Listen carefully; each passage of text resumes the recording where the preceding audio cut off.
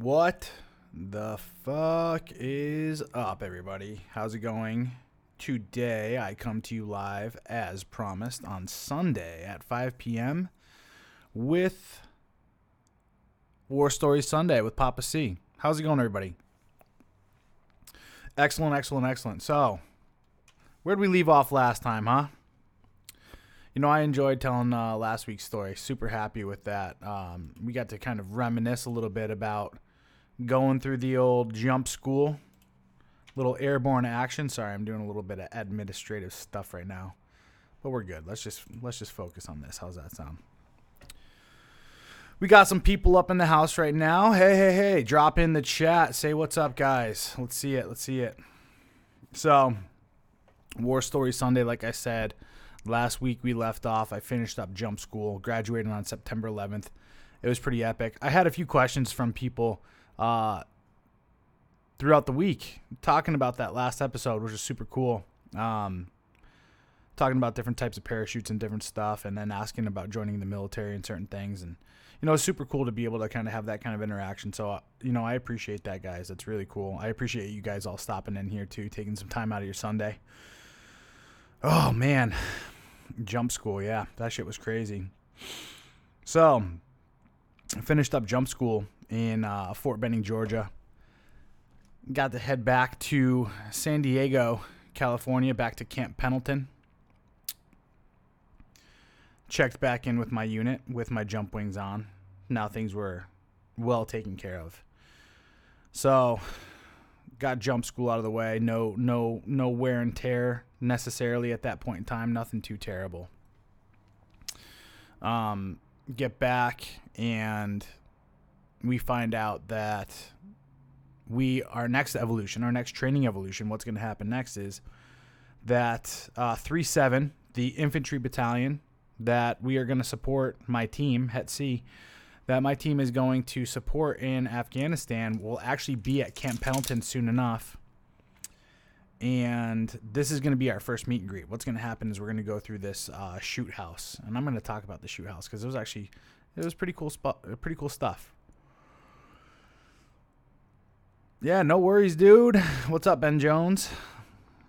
Hey, glad you served anyway, dude. It's, you know, it takes some balls, especially during the time of war, to join up.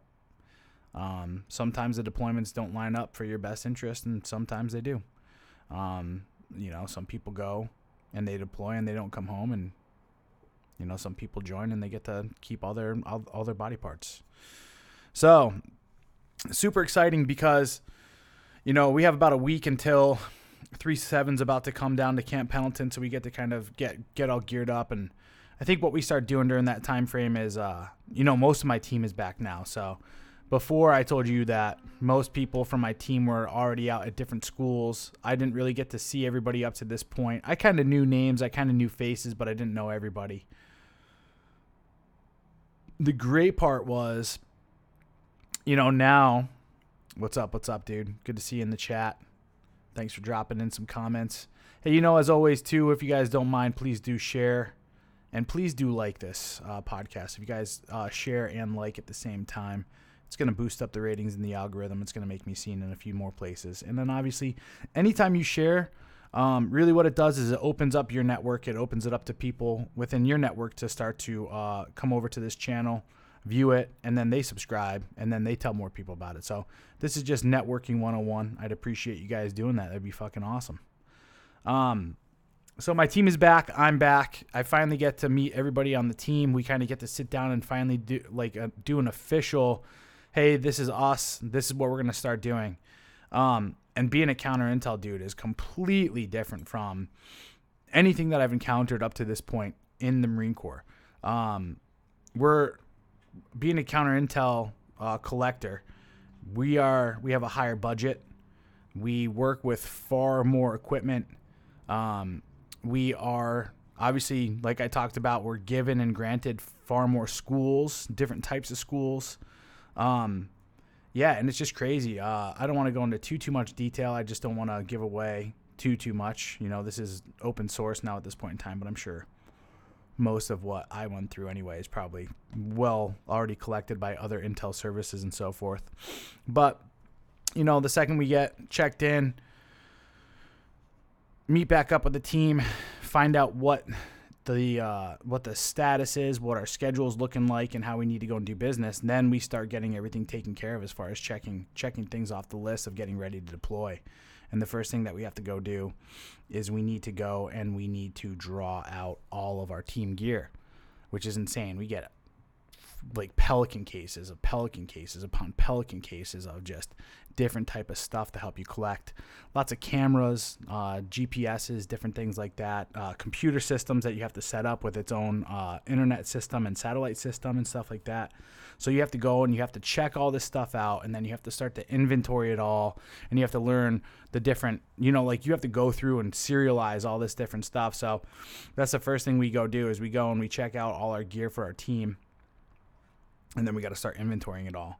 And we have to go through serial number after serial number, and it has to be like this kind of like total, I guess mundane, this monotonous kind of just inspection to go through all this stuff. You'd think it'd be super cool to have all this crap, but to be honest with you, inventorying sucks, cleaning sucks, getting and checking and making sure that stuff works sucks. And when it doesn't work and you got to return it, and you got, oh my God, I think in the Marine Corps we call it CMR, just like Marine Corps wide is what they call it. But oh my God, it's fucking annoying. So you get all this stuff. You literally have like 100 pounds of gear in your CMR or in your inventory, and then we have to go and we have to check out all our weapons. And then we have to like go to training, and we have to find out what type of training we need to do and codify everything and all that stuff. So like you're all excited when you get back. I'm all excited because it's like, oh fuck yeah, we're gonna get ready and we're gonna go to war and we're gonna do all this shit. And it's like, all right, now that this is what you have to do. Like this is what you're responsible for. And this is all the shit that you got to lug around, and we got to pack it into like Connex boxes and get all that stuff ready to fucking get shipped over to Afghanistan and all this craziness. And, that's weeks beforehand. So we're still like 5 months out before we start getting ready to go to Afghanistan. But, we're getting ready. We're starting to train on it. We're learning about the computer systems and setting all that up. We're learning about our camera systems. We're learning about our individual gear that we have to carry. What Pelican case that I'm going to take when I go to remote fobs and all this other crazy shit. And, we're still sitting here like, okay, well, we got to go and we got to train with 3-7 next week. How are we going to go about doing all this stuff? And, we start kind of hyping it up. I'm getting super excited because, we're going to go meet the guys that we're there to pretty much protect. Being a counter intel agent, and the biggest thing, I don't know if you guys remember from story 1, but the biggest reason why I wanted to become a counter intel guy was not just to go on the front lines of battle, but it was to protect Marines. And that's essentially what counterintelligence, human intelligence collectors do, is they go out on the front lines and they run sources and they interrogate bad guys and all this other stuff in order to find out information to put into the intelligence cycle. And you're finding out tactical information and tactical intel that needs to be like actioned on right then and there, such as like IEDs and troop movements, as far as like, Taliban movements. You're finding out about IED factories, you're finding out about weapon smuggling, you're finding out about drug smuggling and where the drugs are being manufactured, where Taliban strongholds are, and then you're getting like a full breakdown of like the hierarchy of their structure and all this good stuff. So that's what counterintelligence agents provide to an infantry battalion. When you get attached to them, is you are literally running the ground intel. You are out there trying to find out what targets to action on and what to avoid in order to make sure that Marines can like come back home alive.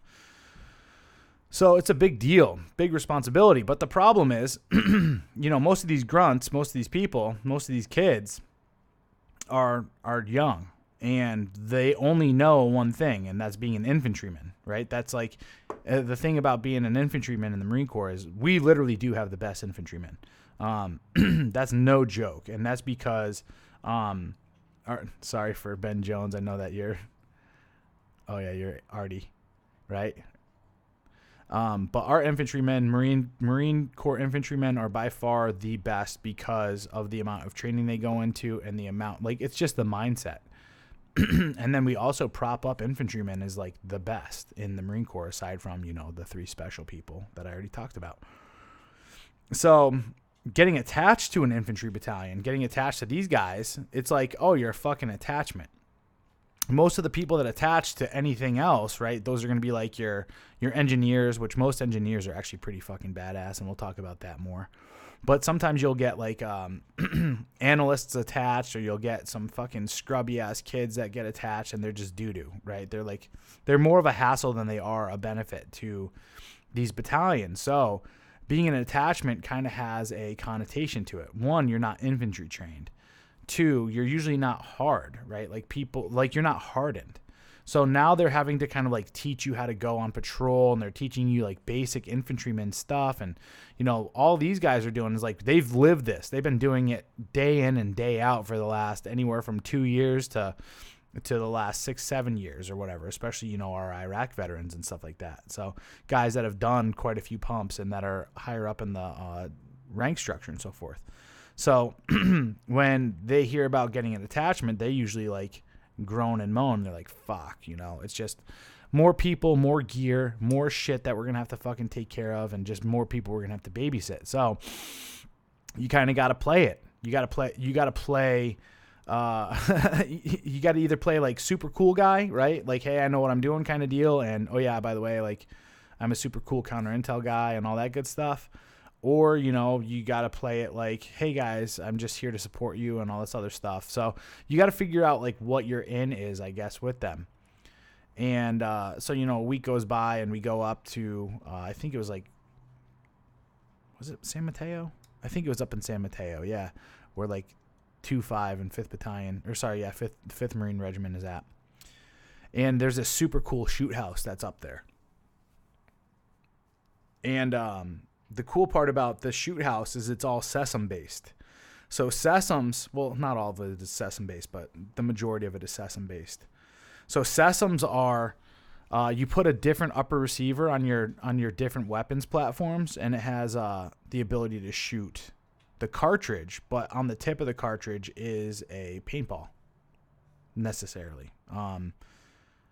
They hurt a little bit more than paintballs because they actually have fucking gunpowder behind them and all this other stuff. So the shoot house is unique, where there's a few different shoot houses that you go through. I remember pulling in, we all drove up there. 3-7 has all they're bivouacked, like legitimately. They're not staying in barracks or anything like this. They're literally staying in their fucking tents, like bivouacked in, and that's how they're going to be for the next week and a half or so. Which is actually awesome. I fucking loved that. That was my favorite part of being a Marine, was literally like going and doing these like what I call camping trips, right? Where you'd fucking go and camp for like a week or 2 or 3 weeks at a time, and you just got to go and fucking shoot and do fucking crazy stuff. And you got to kind of forget about life, and you got to do fucking like Marine shit, like real Marine shit, like camping out, not fucking dealing with any of this other crap. Sleeping in your fucking tent and your sleeping bag and all that good stuff, and just living out of your ruck. So that's what these kids were doing. And we pull up. I'm driving my fucking, I think I got a Trailblazer SS all fucking blacked out. And I just took a fresh shower that morning, and I got like a Monster and all this other shit. And these guys are like over there fucking dipping and smoking in their fucking sweats, like their watch caps and all this other shit. And we pull up and we're just like, what's up, dudes? And they're like, hey. And like initially just met the guys in a way. Like these are all like Lance corporals and below. And then, we let the OIC and our chief kind of go and find the staff and kind of make that liaison. And I just kind of started, shooting the shit with these guys. What's up? How's it going? Kind of deal. They're like, hey, are you het? We're like, yeah, we're your het guys.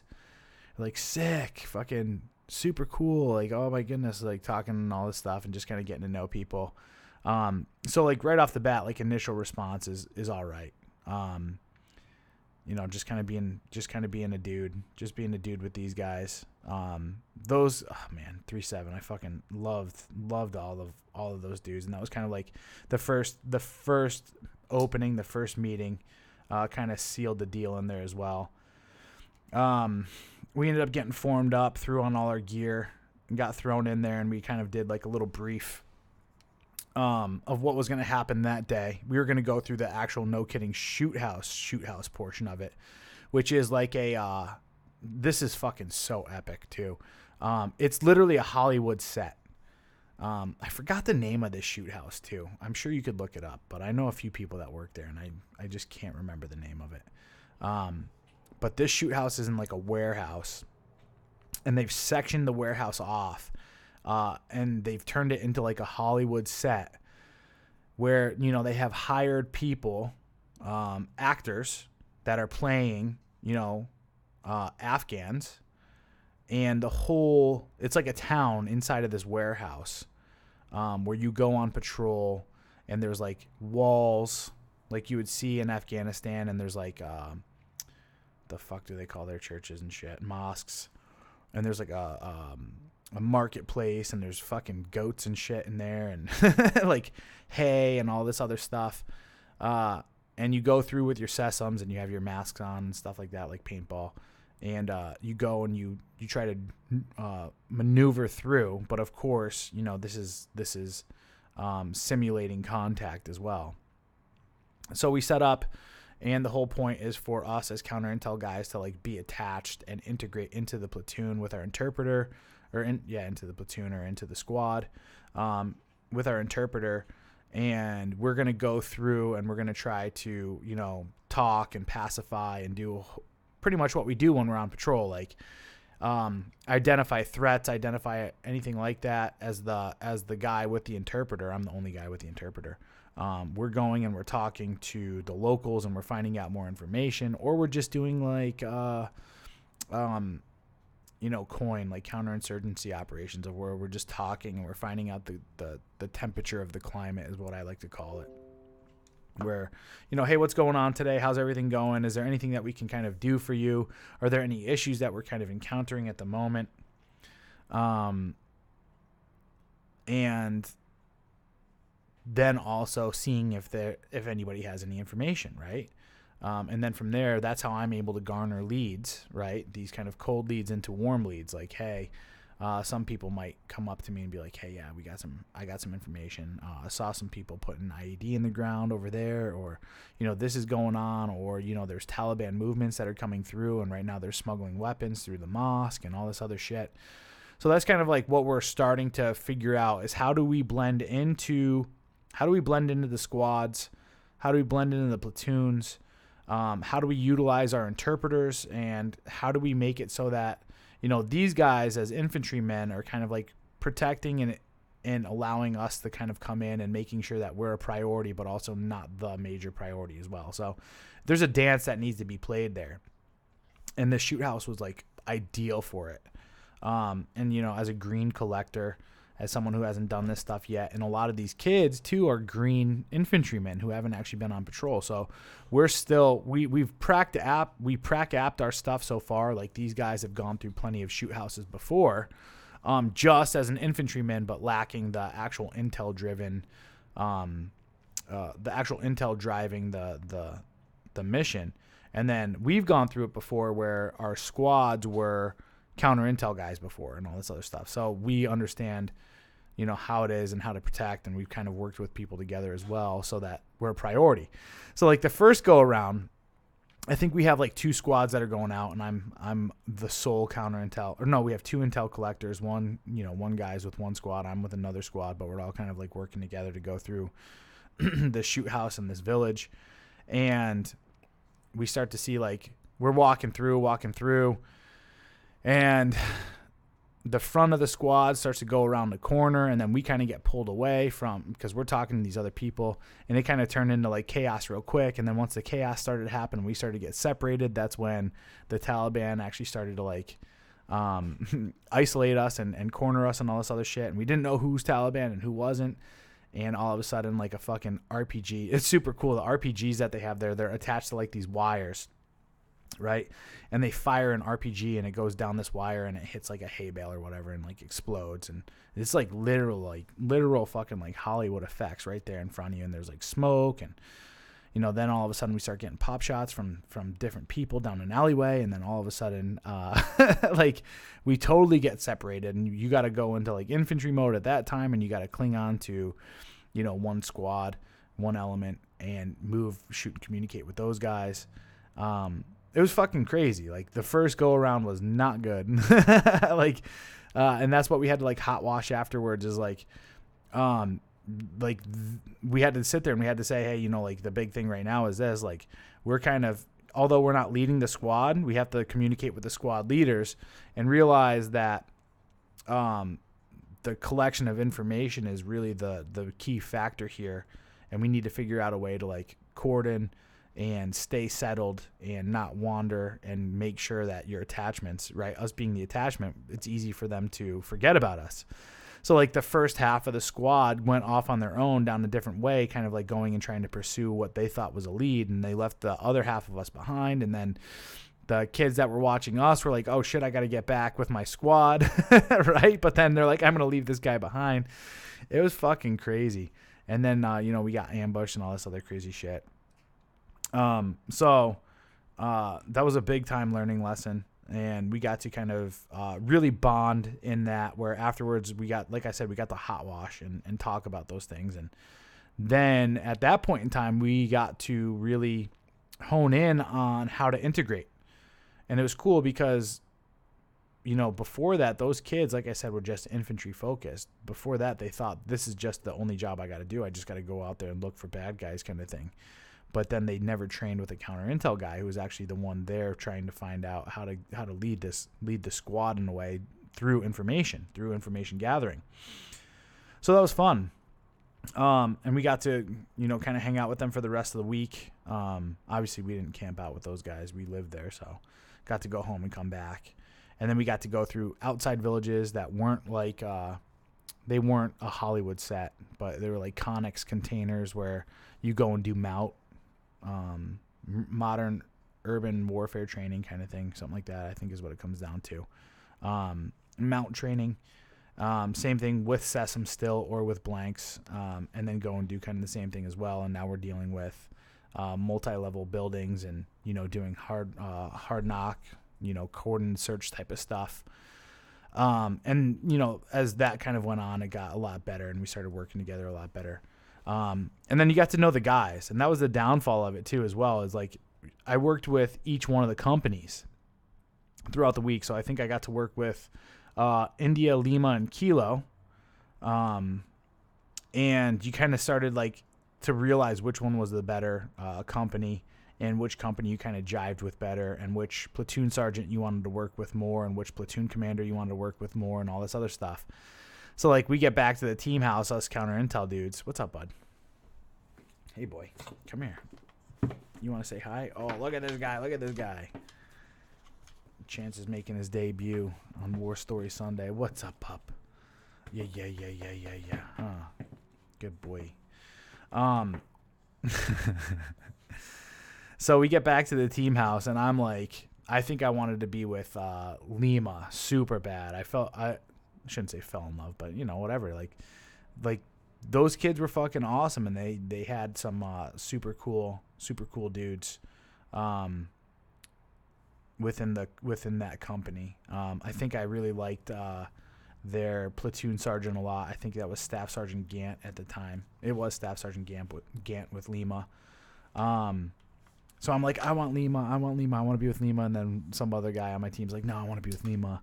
And they're like, guys, we'll figure it out later, like kind of deal, like where we're going, and we'll get that stuff all sorted out. So that was cool. It was our first, like I said, it was our first real break and our first real connection, our first real training in order for us to get ready. We came back and we actually didn't see 3-7 again for another like 4 or 5 months. I think the next time we saw them, I think we did one training in. Yeah, we did. We went out to 29 Palms. This was super cool. We got to go back out to 29 Palms. Now this is like just to kind of keep you on the time on the timeline. This is like I said, 5 months later, and we're almost getting ready to go out, and we're only going to do a day shoot out at 29 Palms, and it's not with our specific companies either. and we got to go and shoot blue bodies, and it was an unknown distance range where we're going to do some squad movements and different stuff like that and shoot at targets from an unknown distance. That was pretty fun.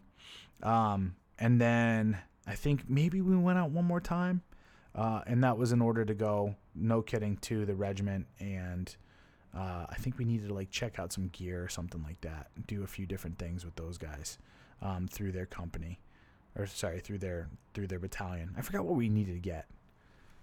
I don't remember the exact equipment, but either way, after the shoot house, so rewinding back 5 months earlier, go back to the team house, and we have to pretty much start our TEEP, our training protocol, as counter intel dudes to get ready for this. So that means we go through a series of PowerPoints and different things, and a few different other check in the box kind of things that you need to do before you go. And one of those was SEER. And I don't know if you guys have ever heard of SEER, survival, escape, whatever, and evasion, rescue and evasion, I think is what it is. But SEER school, there's actually a SEER school. I think there's 2 or 3 of them. There's one here on Coronado. There's one in New Brunswick, Maine, I believe. And I think there's another one, but I'm not sure. But I know those 2 are the main ones. And I was like, fuck, I don't want to go to SEER school.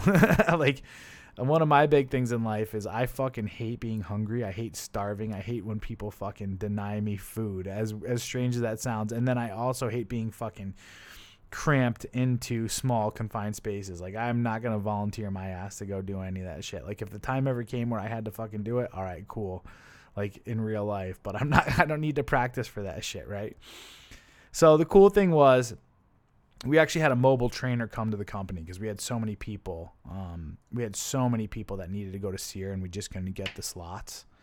So we had a mobile SEER trainer come to our company, which was cool because, you know, they brought a fucking trailer and stuff like that. They brought all the people, they brought all the actors and different stuff like that. And we actually turned our company into like a no kidding a SEER school. And it was cool for the first 3 or 4 days. I think all we had to do was go through. We had people come out and just kind of like teach us how to like survive out in the desert, survive in different areas. You know, how to light fires in the desert and how to make it so that you could do like a campfire underground so that your smoke isn't seen or detected. We got to figure out how to navigate as well. We got to figure out how to like signal aircraft and different things through different various means. How to get water, how to collect water using like a garbage bag wrapped around a tree, or like brush and stuff like that to get the condensation and collect it. All super cool. And then like the last 2 days were the no kidding like interrogation part, where we were brought in and interrogated and so forth, and different aspects of it, which is kind of funny because, you know, being an interrogator, being a trained interrogator, and then being interrogated, it's a unique thing. Like, you're in a weird position. And the downfall too was this, like, they, as far as the role play was concerned, they're like, they already knew that we were counter intel guys. So that was part of the role play, is that they're like, we know you are intelligence operatives. And it's like, no. And the cool part too, though, is that we had some mix. We had like analysts and topo people in there and stuff like that too, going through the training. So like there were some different MOSs. And like my whole game plan was like, oh no, I'm a weather guy. Cause like, even if like, I think still to this day, if you were to Google Corey Capella, I think you'd be able to Google me and actually see a photo of me when I was a Lance Corporal in Okinawa, and you'll see me holding like a weather balloon. And that's crazy because it's open source. You can actually look that up. And if you guys remember from my first story, let me crack this puppy open. Some nice Zevia.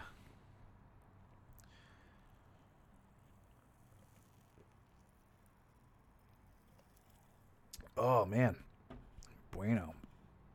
Shit's good. If you guys ever had, I'm on a very strict diet. I don't really like soda that much, but I drink so much water right now where I'm just like, fuck, I'm getting annoyed, right? But I just bought some Zevia soda. I usually drink the Zevia teas, but every once in a while I'll get like a soda. Here, we'll try that out. 0 calories, 0 sugar.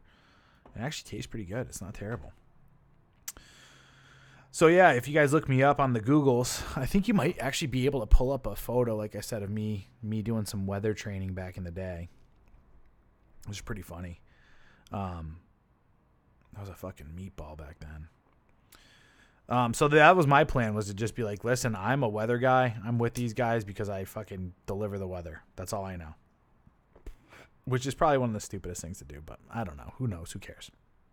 So that was my game plan. Ended up finishing up with that. Got my SEER certification, all that good crap. And then we went through the remainder of our TEEP of like, I think we did a few surveillance ops around San Diego. I think we trained with a few people too.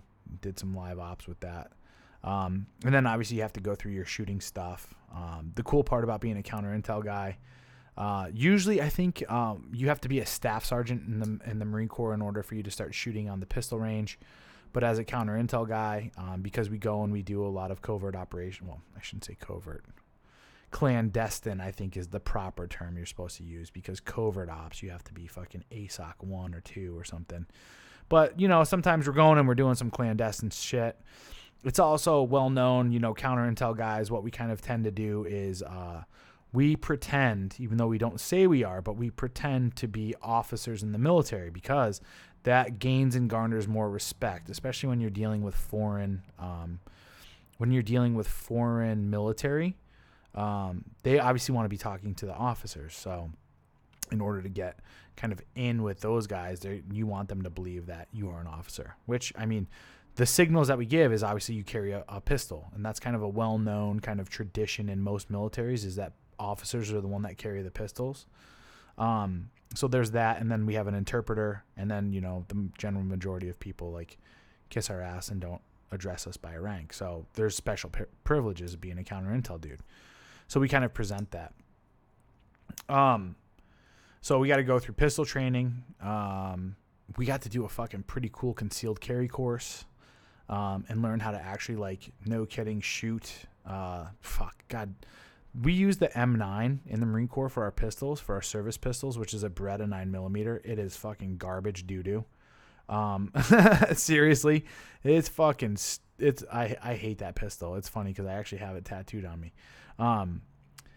When I started training, and this is in the future, when I started training with Force Recon and a whole bunch of other different dudes, I had a fucking brand new 1911 issued to me. It was fucking beautiful. But we, you know, people actually realize that M9 is a fucking doo-doo weapon, but it's just mass produced, and 9mm is mass produced and all this other stuff. So when we went through a concealed carry certification course, my team and I did, where we were the only ones on this range where we just got to shoot and fucking drill and practice concealed carry. The cool part about that concealed carry course too was we got to do a whole bunch of different stuff. Like in order to pass, you had to shoot 2 rounds, you know, with one arm behind your back to signify that, like, you got one arm down, and then you had to, like, speed reload using your fucking the crook of your fucking kneecap, and then you had to go and fire 2 more rounds within a certain time frame and certain accuracy level. So we got to go and do that. Another course that we went through, this was the fucking craziest part too. I don't remember if it's the same course or a different course with pistols, but we got to fucking, like, become pretty accurate with the pistol. And I remember actually being able to take that fucking M9, and we actually got to shoot steel targets at 300 meters. 300 meters with an M9 service pistol, and actually fucking become, like, proficient enough with that fucking M9, dude. That thing was, I mean, I sit here and I talk shit about it, but it was fucking pretty cool, man. You know, I got to do all sorts of cool shit.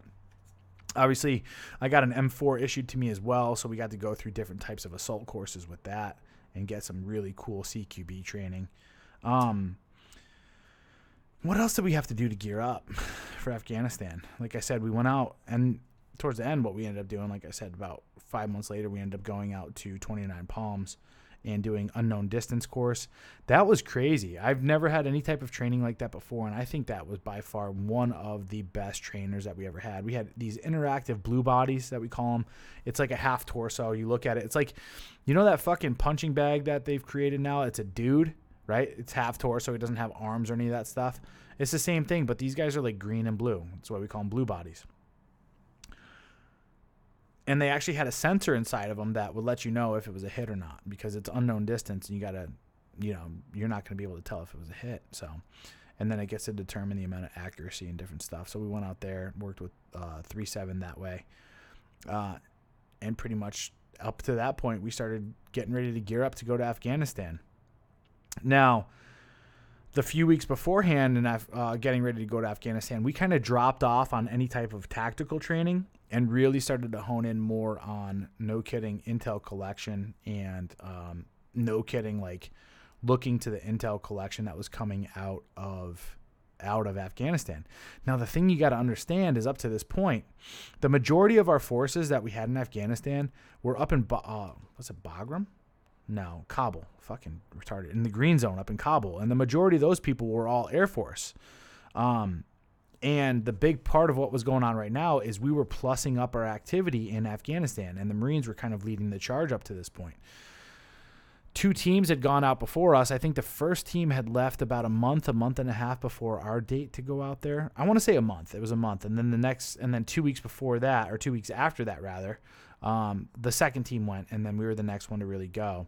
And, the big surge was pushing people out, and we were setting up all sorts of different bases. So, yeah, we're getting all this information coming in, and the only information that we have up to this point is about a year old, although because we don't have a whole lot of intel being driven. And then the only people that are out there really doing any type of tactical operations in the Helmand province, because that's where all the Marines were going to, was Farah and Helmand province in Afghanistan. Not a lot of information. The only people that were out there at the time were the Brits, and the majority of them were British, like the British Royal Army, I believe. What's up, dude? How's it going? What's up, guys? Hey, if you're joining right now, please do me a huge favor and like. Also, if you got some friends that'll be interested in this, or if you have any type of social media, click that share button, copy the link, and put it on your social media. That's only going to help me grow. I appreciate it. You guys rock. So the only information that we can't get any information from the Brits, really. Like, I mean, aside from the fact that, at this point in time, we're working with ISAF, which is an international security forces operation, right? So it's a blend between, I think it's like us, the Georgians, the Brits, and I forget who else as far as countries are concerned. But still, there's not a whole lot being pumped into the intel cycle because we don't have a whole lot of intel operatives over there. So we're just getting some kind of feedback. All we know is that a year beforehand was when 2.7 went out there. And 2.7 went out there as pretty much a lone battalion going through Helmand province, and they got fucked up. And I'm not meaning to say like they were doing anything bad, like stupid fucked up, but they were literally trying to fight like an entire war with just one battalion, right? So they're driving around there in like fucking ragtop Humvees, getting blown up, like to the point from what we're hearing is like 2.7 would literally fucking strap on. They would put tourniquets on their bodies before going on any patrol, right? They would put it already on their arms and on their legs, mainly their legs, because they were fucking hitting IEDs and getting blown up, and there was barely any fucking medical staff there for them to be able to get those guys. So they would have to, no kidding, tourniquet up. So that's what we're kind of dealing with, is the fact that we know we're going into this area. It's a vast amount of land where these guys are very, very, very proficient with IED placement. And that's usually their tactics, their techniques, their TTP, tactics, techniques, and procedures. What the Taliban usually does is what they do is they plant IEDs, usually about 40 pounds of HME, homemade explosives, into the ground. They're using these like pine oil jugs, right? And it's crazy because if you ever went over there, you'll see them everywhere. Pine oil jugs are these yellow jugs. They look like gas cartons, right? Like what you'd take to fill your gasoline car or gasoline up and put it into your car.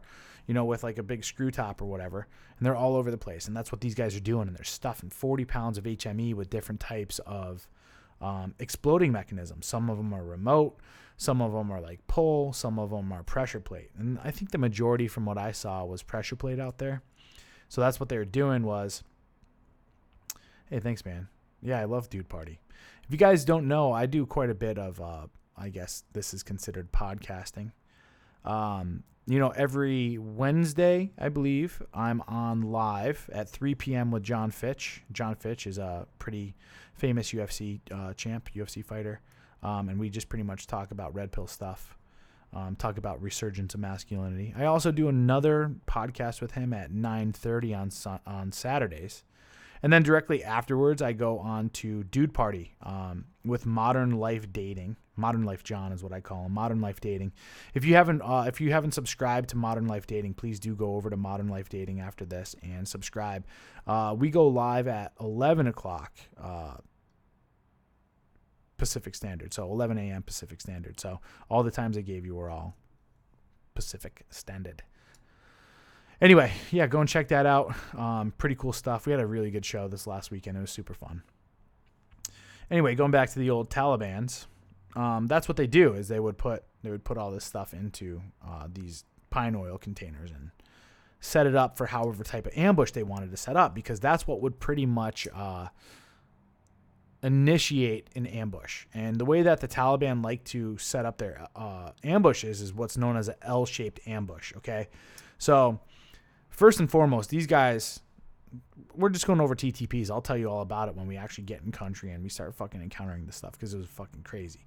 But what they would do was they would, obviously very, very good at watching our troop movements. They're very good at communicating. They're just using these little walkie-talkies, and they're like literally telling everybody what's going on with our troop movements. And they're waiting for us to go and hit an IED. And at that point in time, whenever we hit these IEDs, we set up, we get out of our vehicles, we assess the damage, we, start to triage our wounded. And we're pretty much vulnerable at that time because we stop our convoy and we're out and exposed, and, we have a disabled vehicle that we have to take care of and all this other crap. And at that point in time, what they do is they set up an ambush and they start firing from the front, right? The front part is the L, and then they start to fire from the side as well. So they have different types of gun positions set up. And the majority of the time, they're usually using AK-47s for their small arm fire. They use PKMs as their machine gun fire, right? They're heavy to medium, or sometimes a Dishka, which we'll get into when I tell you about that one. And then RPG and UGL. So RPG is a rocket-propelled grenade, and then a UGL is like a little 40 Mike grenade that they just fire from their AK-47 or whatever. So it's pretty similar armament that we have on our ground troops as well.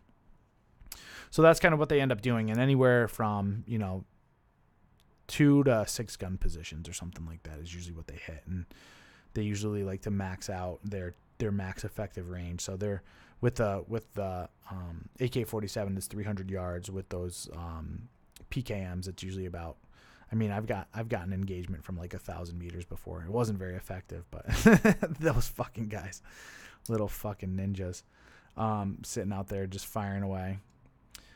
So that's what we're dealing with. Like, we're like, oh shit, okay, so this is kind of like what we're walking into. All we know is that 2-7 went out there and they got kind of fucked up and they had to deal with these TTPs, and that's kind of what's going on. We haven't had any update of what's going on. Now, the scary part that we're walking into as well is, what we realize is these guys, anybody that we've dealt with so far in war, so we're dealing with Iraq, right? We're dealing with Al-Qaeda, and we're dealing with the Taliban.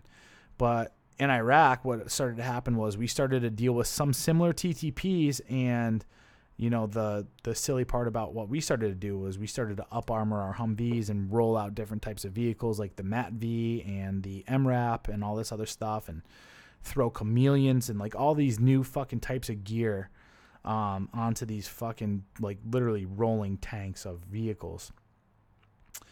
And towards the end of Iraq, the biggest threat was these things called EMPs, I want to say. Not electromagnetic pulses, but it was a different type of charge that they were using where they would literally create an IED that turned into a molten charge. They would wrap it.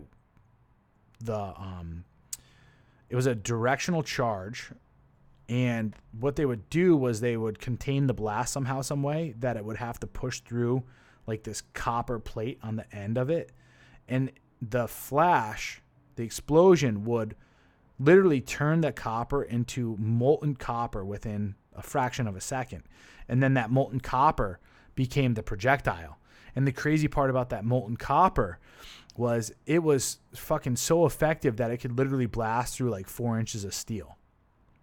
And it would go in, and those things like the MAT Vs and the up armored Humvees and stuff, those are like vacuum pressure, right? So they say. And it would just cause all sorts of fucking chaos, and most people would get, most Marines would end up getting killed inside the vehicle. So it was super effective. So we're sitting there and we're worried because it's like, okay, have they come up with these technologies yet? We only have like year-old intel. So we're trying to find out and hear about what type of new TTPs they're bringing in, what type of new weapon systems they're doing in order to kind of like combat the new equipment that we've brought in there, right? Because now we're bringing in, instead of the soft armor Humvees, we're rolling through with the MRAPs and the MAT Vs, which are all up armored. They all have the V-shaped holes, which are supposed to fucking deter the blast out, right? I don't know if you guys have heard about this stuff, but check out the newer technology that we brought in there. Those MAT Vs had like a steel hull on the underneath, right? Because what would happen is we would drive over, and before that blast would all get kind of wiped into the chassis, the whole entire chassis and the undercarriage of that vehicle is a little bit more weak than the side armor. So that's how other Marines were getting really badly wounded and all this other stuff. So we came up with the idea to pretty much put a V channel, a V taper on the bottom of, steel and all that other stuff. And it would divert the blast out. And now what would happen is it would still disable the vehicle from what we started to see. And, well, again, I'm getting a little ahead of myself here, but we'll start talking about it a little bit more. It would still disable the vehicle. It would usually blow, it would blow these gigantic wheels off, right? Just one wheel, just fucking gone. And rendering it disabled, but because of all that up armoring, it wouldn't really harm anybody within the vehicle, aside from just like maybe TBI from fucking getting your brain scrambled from taking such a large fucking percussion of that and slamming your head against the fucking up armor inside. Man, that shit was crazy. I'll tell you, we went through some other training where we practiced getting out of a rolled over Humvee, up armored Humvee, where you actually, like, no kidding, get flipped over in it. It's all, what's it called? It's on like a gyro, so you're not like driving and get blown up. It's, a little bit less, but even then, like, you have to unbuckle yourself and you have to like drop down onto this fucking complete steel thing with your fucking helmet on. And I could just tell you from that, like, just getting knocked around and shit, like, that shit fucking doesn't feel good.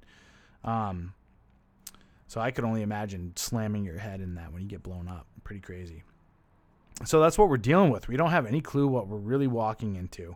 The territory that we're going into. So now we start to figure out and we start to find out a little bit more of where we're going.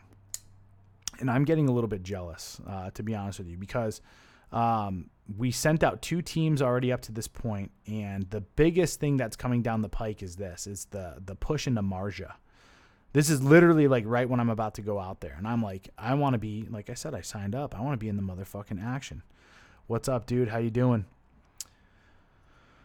I want to be in the action, and Marja is getting fucking like blown up. Like, this is the Marines' big push. Our first 2 teams got sent in there. They're sending like 3 or 4 battalions into Marja at this point in time.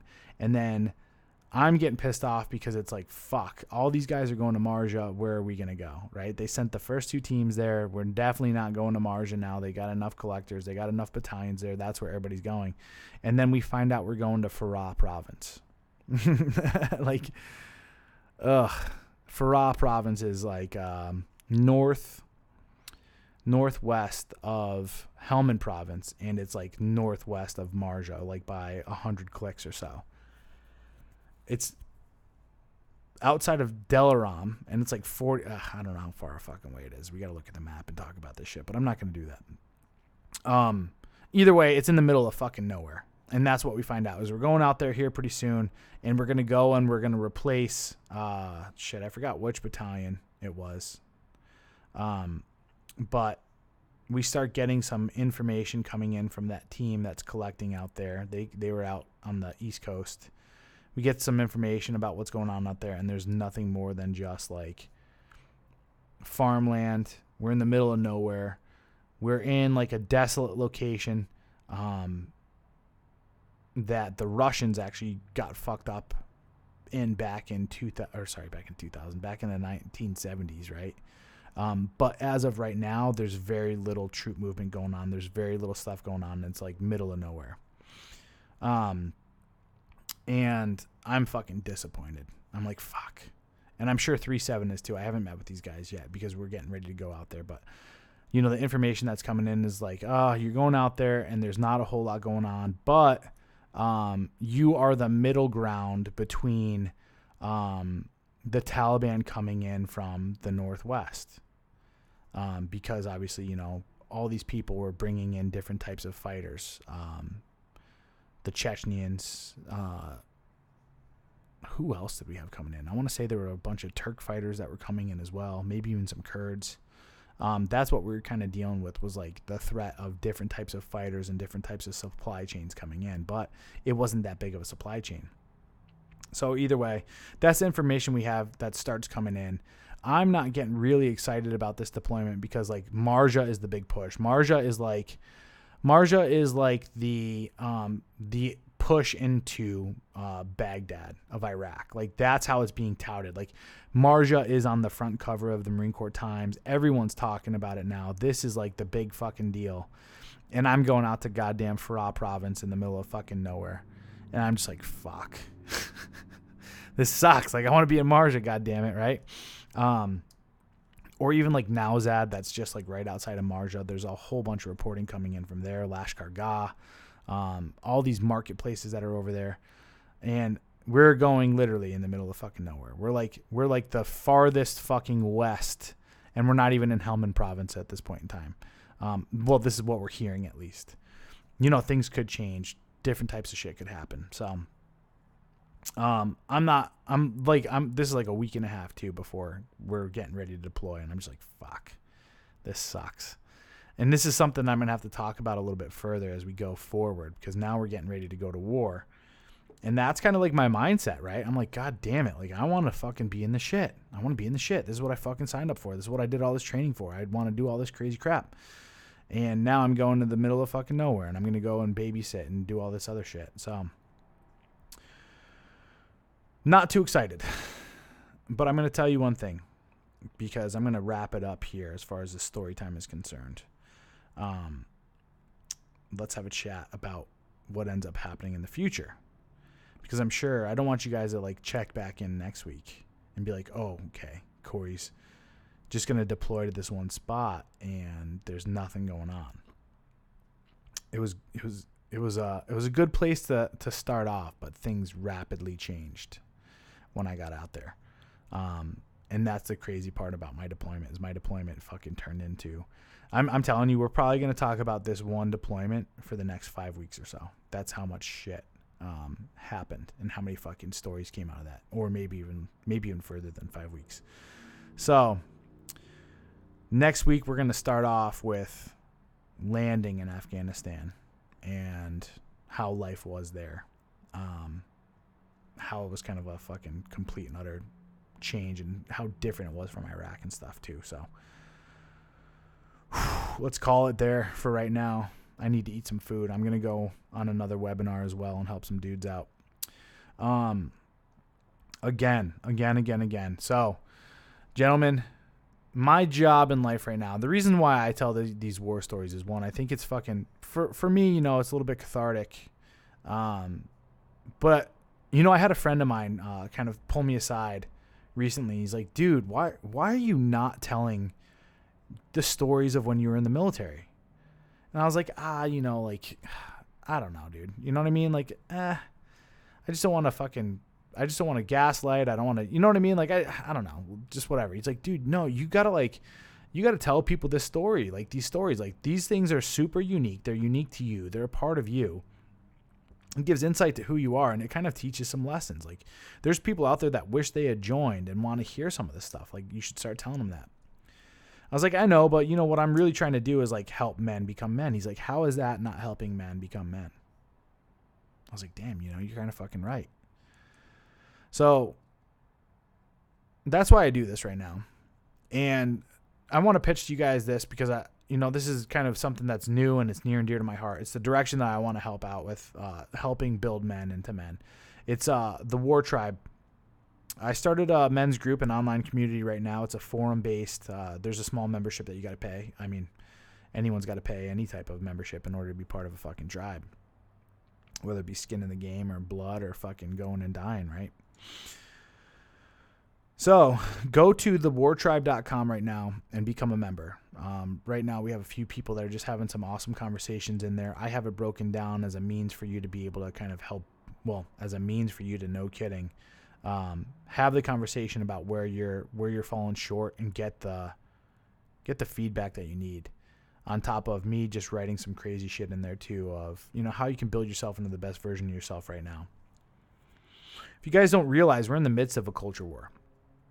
There's a lot of shit that's about to fucking hit home here pretty soon. And if you're not ready, if you're not set up, if you don't have that masculine frame, if you don't have that masculine center, you're going to be up shit's creek.